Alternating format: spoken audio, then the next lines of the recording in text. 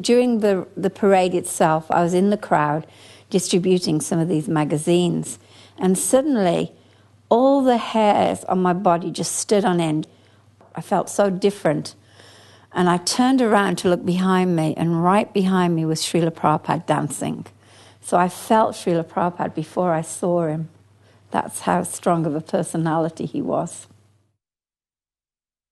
The bobbies, I guess they could see that I was his assistant, his servant.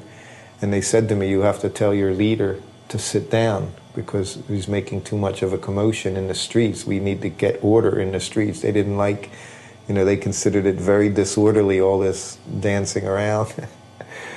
And I ignored them once, because I thought, I can't say anything to Prabhupada, So then they kept coming up to me. This one officer kept saying, you have to tell him, you have to tell him.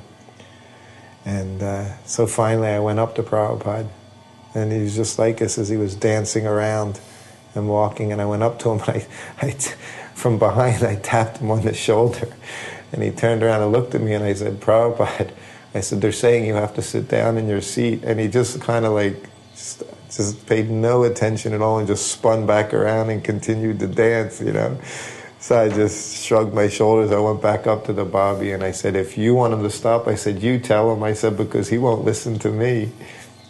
So, and then he didn't go up, and then they just let it go on.